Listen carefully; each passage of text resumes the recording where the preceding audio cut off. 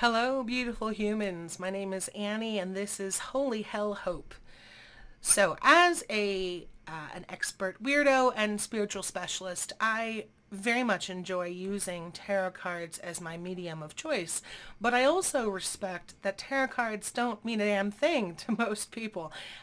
They're not very user friendly. This is not an especially intuitive system. These are 78 different symbols, and when it comes down to it, a lot of readers just plain old memorize the meanings. And of course, it all comes easier with practice and all that good stuff. But I find that the most helpful first step is to conceptualize the categories as just a starting point. Kind of pick a segment to begin.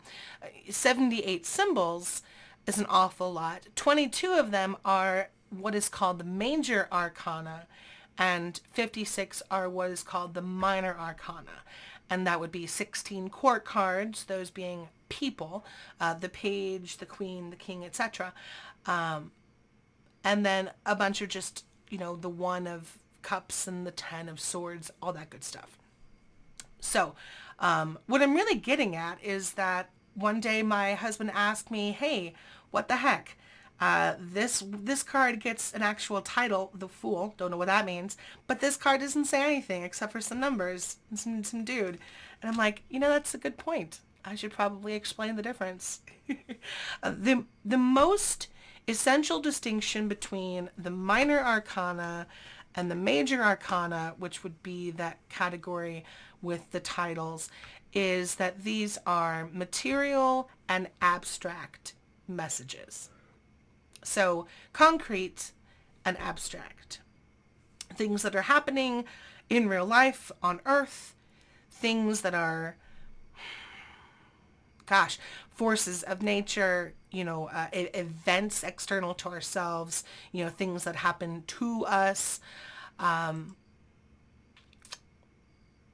an example, I actually pulled out a couple of cards to to kind of illustrate how the minor arcana is relevant to your life.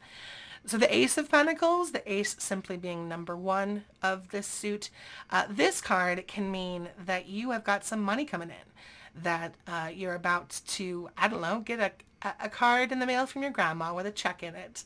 But this card over here means that you have to work your ass off at the daily grind. This card is about mastering a task through repetition. This, for example, when it comes up in a reading, can suggest that you're making a new partnership or a new connection. That can be in terms of a new friend or a business acquaintance, but it could be a new romantic partner as well, especially if you're just dating and you don't have any like cosmic level, capital letter concept emotions going on. You may have the Two of Cups, but the Three of Cups can be just your girls partying, going out with some friends and having a few drinks. The Five of Wands, as an example, can represent athletics, actually, sports, competitions. This is literally just a circle of kids hitting each other with sticks. So it represents unconstructive conflict. But what that could mean is sports. You're just winning a game, not anything in particular, but you're playing for fun. So that could be something that the Five of Wands is about. The Eight of Wands amuses the heck out of me in this day and age of social media, because it is meant to represent arrows that are coming in, missives, messages, communication that moves quickly, and it makes me now think of Twitter and and how many times that bird sound effect can chirp at you if you let it. And also I wanted to show you this card because this card can just represent lying bastards. Plain old simple lying bastards. So as I say, the minor arcana are representing just different things you might be encountering in your everyday life, that you might be either doing yourself, actions that you're taking, connections that you're making, events that you are grappling with, what have you.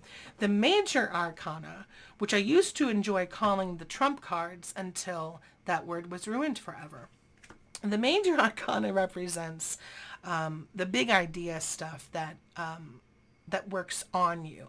I pulled out a couple to be an example. The Fool is, of course, the essential human. He's kind of the point of the deck.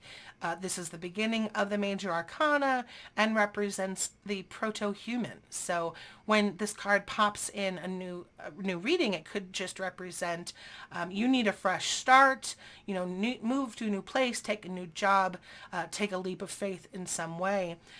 If you get the Priestess card in a reading, it might mean that there are secrets that are being held from you. But on a more esoteric level, it refers to intuition, mysteries, again, with a capital M, things that are hidden behind the veil that is hanging behind her. This would be kind of like the concepts that float on top of human life, at least in my conceptualization. So, as another example, the Wheel of Fortune, when this card pops, it means that something's coming up out of left field, a plot twist for you. It could also mean that the time has come for something.